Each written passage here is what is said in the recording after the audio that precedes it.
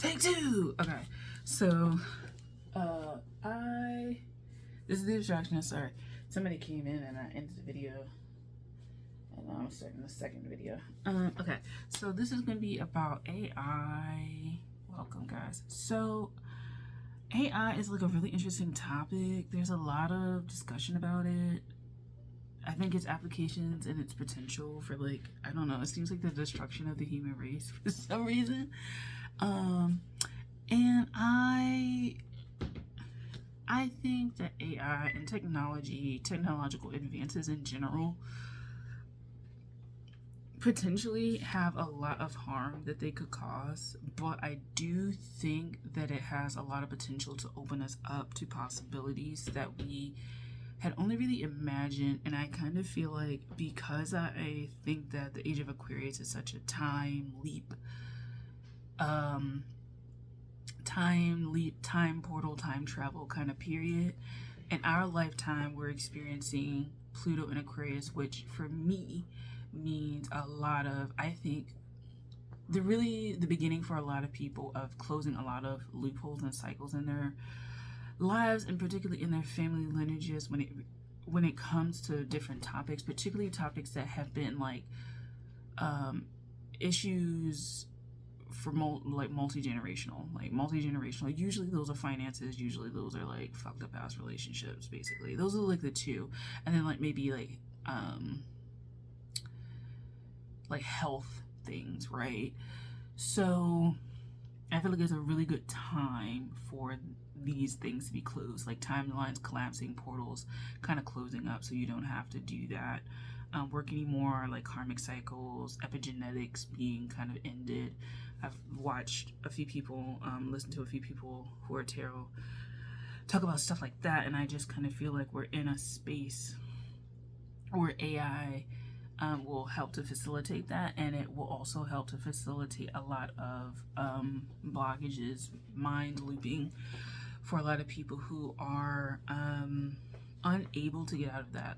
I do believe, as I've said in previous videos, that I think that Pluto in Aquarius, or the age of Aquarius in general, but Pluto in Aquarius especially, is like the rise of the cult, the rise of like cultish kind of thinking, very polarizing kind of groupings, news coverage, very polarizing topics that ultimately kind of get you. I feel like this is also the nervous system kind of. I don't feel like Aquarius rules the nervous system.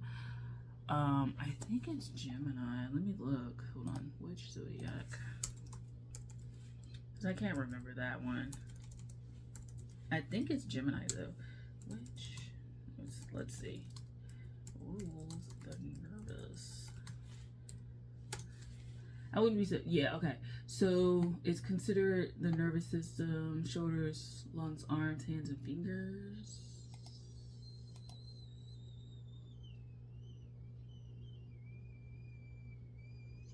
So pay attention to that. Basically, I think when Uranus goes into Gemini, let's see how that goes. Let's see how that works out for us. So a lot of people may get into stuff that helps to regulate their nervous system. I wouldn't be surprised if if new developments came about the nervous system, about treatments of the nervous system, previous treatments being like totally debunked. You might have people getting compensation for like certain treatments that people knew were fucked up, stuff like that. The thing with AI for me that I find very interesting is the potential for mediumship to be realized. And the reason why I say that is, like, I think there was a I don't want to say Joe Rogan, but it may be Joe Rogan. It was like somebody, I think he may have had on his show. I saw like a shorts clip, but it was like, I guess the guy, I don't think it was him. I think the guy that he was interviewing was having a conversation with Steve Jobs, but it was like an AI type conversation. And we've known for a few years, like I think within the last decade, that there have been like holographic shows of people who have passed. And so the potential for mediumship to be realized can really take form now. What I want to think is that what you can do, you can have an entire kind of like industry devoted to like people of the past when it comes to like visualizing how they would look. Like there's somebody I follow, like an artist, I follow on one of my Instagram accounts, and what it was a portrait of like an African woman and an indigenous woman, but they were like, it was supposed to be like portraiture, but the way that they did it, it wasn't AI per se, but basically they were moving, and it wasn't like a digital thing, a digital screen that you see the lights and stuff like that. It's like, it looks like it's clearly painted, but whatever filter or program software she was using, they were moving, right? And so the potential to kind of have that sort of, almost like in Harry Potter where the portraiture moves and they move from place to place and they move like that sort of thing. And I wouldn't be surprised if we kind of started to see stuff like that happen when it comes to like the art space. Like I said, I think holographics, digital remasterings and stuff like that of various historical figures might be, you know, like more prominent as time goes on, particularly because we have had concerts where there have been artists' music being used. They've died and their music is being used, and their holographic figure form is being used to perform, and so there's a lot of marketing behind that, and you know, it's like a novelty kind of thing where if you never got to see them live, then like you get to see them kind of, you know, kind of get to see them, whatever. You know, you kind of get to participate, you kind of get to watch them, you kind of get to like hear, you know, they get to hear their voice and stuff like that. In a way, it opens up the ideas of, I think, mediumship. I think the ideas of an intermediary when it comes to mediumship. What are some things to think about? I don't write down my thoughts, so I just kind of like, as I remember, because I thought about this like a few weeks ago, up to a month ago or so, and I gotta like retrieve all that stuff that I thought about back. The potential for certain ideologies that maybe were heralded by people potentially could come back, and that is that time loop kind of opening back up, right? So an example would be Hitler having digitized, like he lived in a time period where there was recording and there was video. But if you have like portraiture of him and you're able to like mesh it with like AI, and particularly when you get to like the voices and like deep fakes and stuff like that, the potential to like run media ad campaigns with these historical figures could potentially be dangerous, especially if you kind of rehash these ideologies with a new face, right? So an example of this again would be Hitler. This is like a really harsh example, really extreme example, but Hitler, but there's an AI kind of persona that literally reads word for word like some of his writings. But because, and this is another thing with Pluto and Aquarius, I think with the mind, that the attention span becomes shorter and shorter and shorter and shorter because I think we're speeding up a little bit.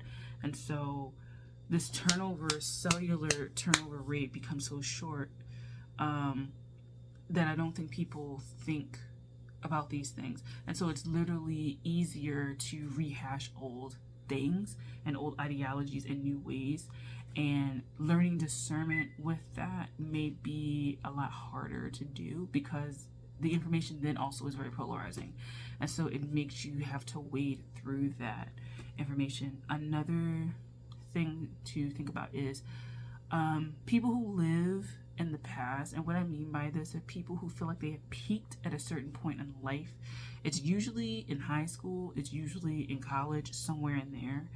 So from the age of about like 16-ish to like 23, 25-ish. People who feel like they have peaked or really have that kind of, I guess, karmic debt load of peaking at a certain age. And usually it's the age that we would have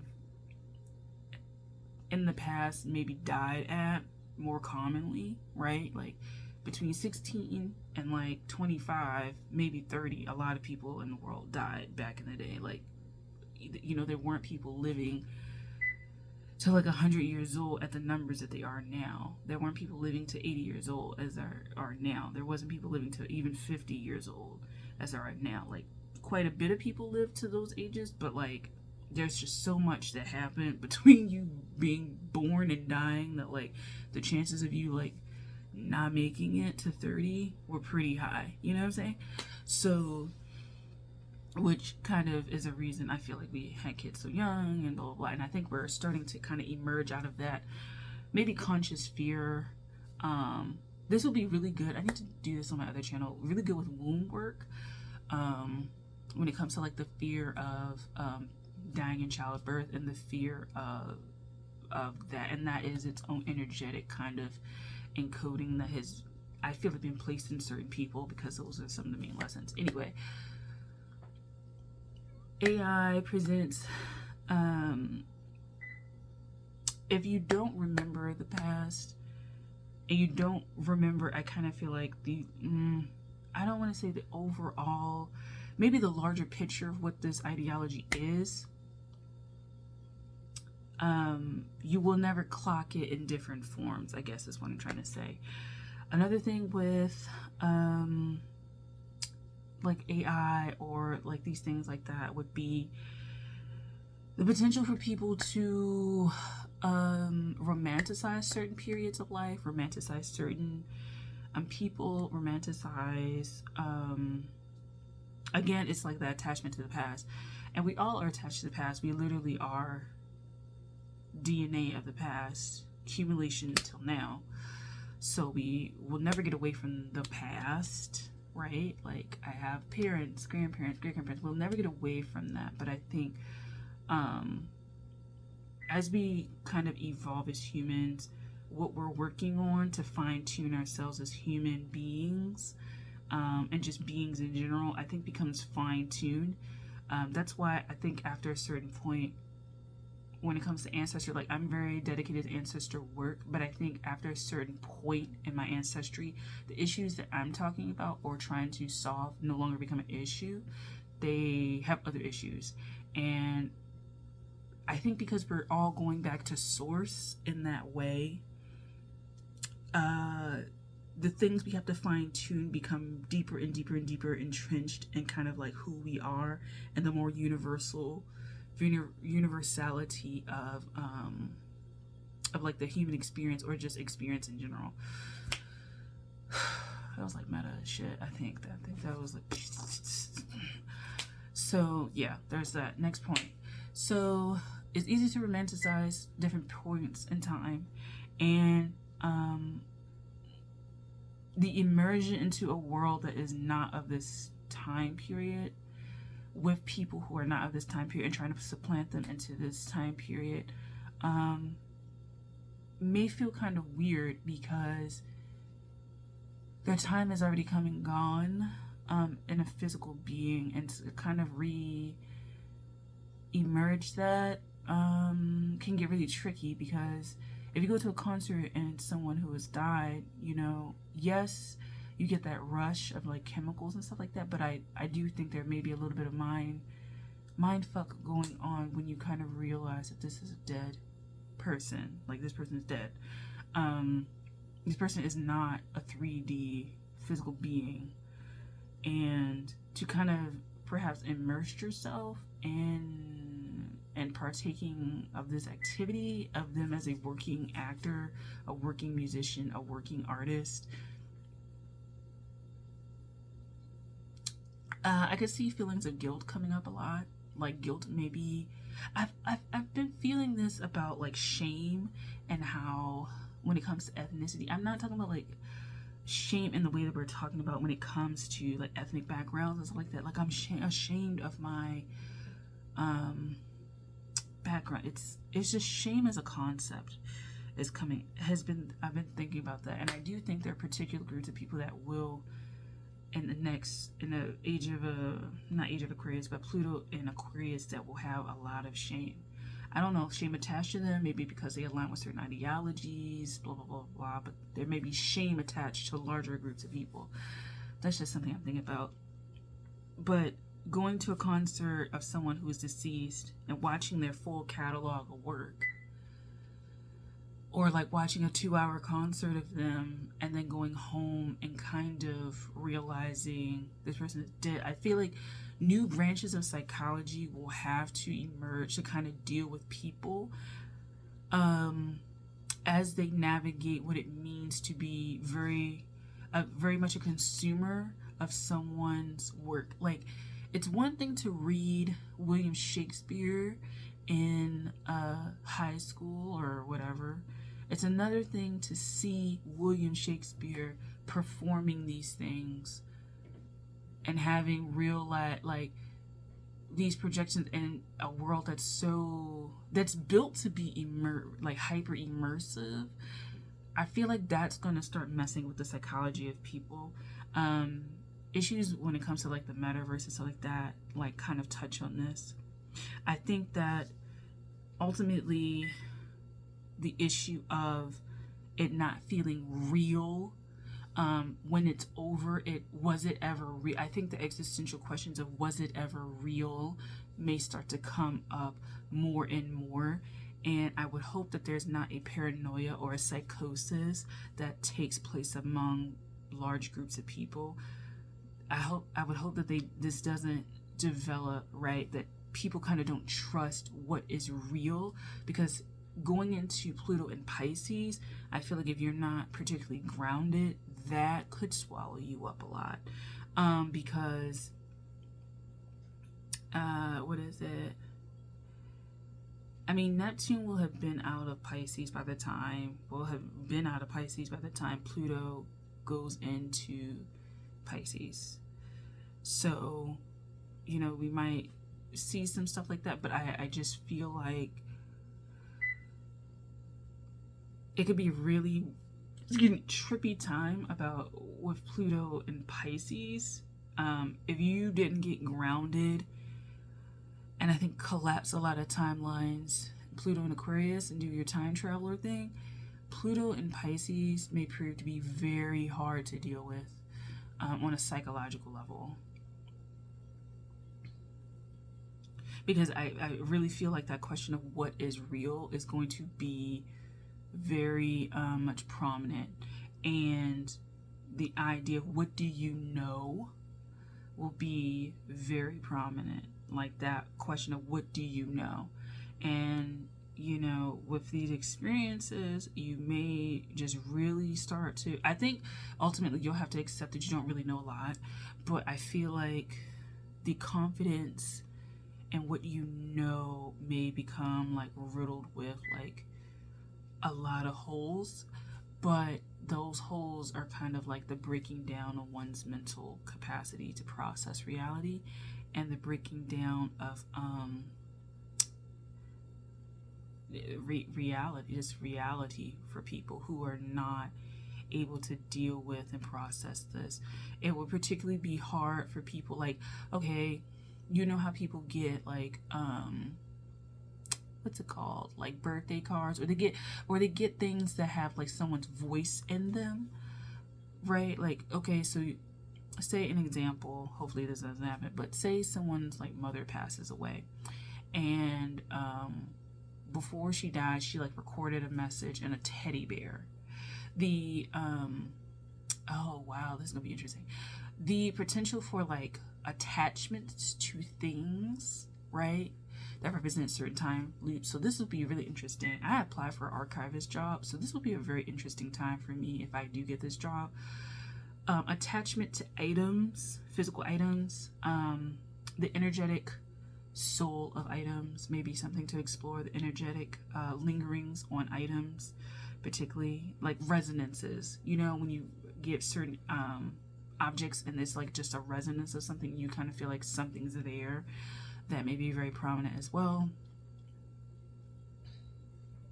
And I just feel like ultimately people just have to be really careful. I think the people who already do mediumship work, they will find new ways and capacities and skills, but the people who are not used to that, they're not used to that, will find it very strange and perhaps a little unsettling. So I do think that people kind of wanting to redo things, this is a time thing, wanting to redo things, rerun it, redo it, say goodbye one last time, like all of this stuff. I'm thinking about Aquarius in the 8th house. What does that mean when Aquarius is in the 8th house? I'm gonna look that up because I kind of feel like it's a really interesting, it's still fixed energy, and so it's not, what does that mean to have Aquarius, which is a fixed sign, in the 8th house? What does that mean? What does that mean? What does that mean? Because it's air, so it's thoughts. Ooh. We'll see. So yeah, I think people may be left with a lot of questions. I think people may be left with a lot of open-ended seeking. I would hope that the charlatans that I'm talking about don't pop up to kind of like fill that need, but I can see that totally happening more and more. I also think that there is a greater divide and a greater polarization between people. But this 20-ish year period is like a really good time to collapse timelines, particularly for those who have traditionally been marginalized, discriminated against, put down, harmed. But what you're going to learn is the ironies of that work, and the ironies and kind of the hidden shit in the background that you may not want to accept about what your origins are, right? So I said this, I don't know if in a previous video, but I have this idea of ethno-arrogance being very prominent as we become more polarized and ultimately dissolve that through our own inner workings. This is why I think it's powerful for each ethnic group to kind of do its own work. If you know me, I'm not the biggest fan of like banding together, we are the world type, mainly because people struggle and they and what I mean by struggle is they struggle and compete for like the very limited spots of prominence, or I guess people giving a fuck, right? There's a certain capacity that people give a fuck.